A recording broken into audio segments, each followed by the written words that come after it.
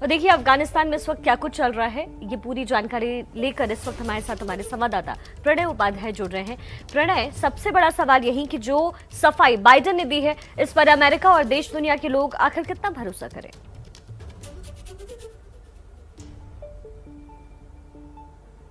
प्रणय, क्या आप तक मेरी आवाज पहुंच रही है? राष्ट्रपति बाइडेन ने जिस तरीके से स्पष्टीकरण दिया है, उनका कहना है कि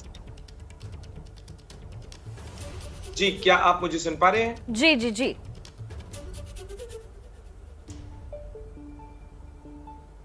जी, मेरा कहना है कि राष्ट्रपति जो बाइडेन ने जिस तरीके से स्पष्टीकरण दिया है, ये बताता है कि एक तरीके से अमेरिका दुनिया के सामने ये सफाई पेश कर रहा है कि क्यों उसका निकलना जरूरी हो गया था। क्योंकि सवाल उठ रहे हैं इस चीज को लेकर कि अमेरिका ने बीच में छोड़ दिया, मझधार के अंदर अफगानिस्तान को छोड़ दिया है, और दुनिया में कई देश इस मौके पर सवाल भी उठा रहे हैं कि आखिर अमेरिका इस तरीके से, आखिर अमेरिका ने क्या हासिल किया। अमेरिका की अंदरूनी राजनीति में भी इस चीज को लेकर सवाल उठ रहे हैं कि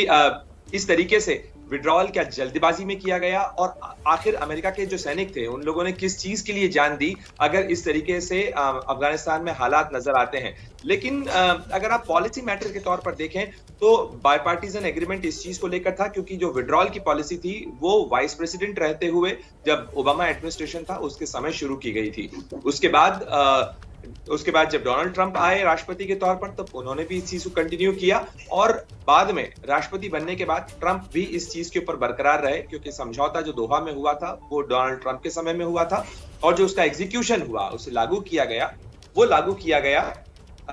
जो बाइडेन के टर्म में। तो इसलिए ये एक कंटिन्यूएशन की प्रोसेस है। ये बात जरूर है कि एक स्पष्टीकरण देने की वो कोशिश कर रहे हो, वो मदद की कोशिश कर रहे हो, ये कह रहे हो कि हम अंतर्राष्ट्रीय समर्थन जारी रखेंगे अफगानिस्तान को, तालिबान को ये नहीं करना चाहिए। लेकिन एक चीज साफ है,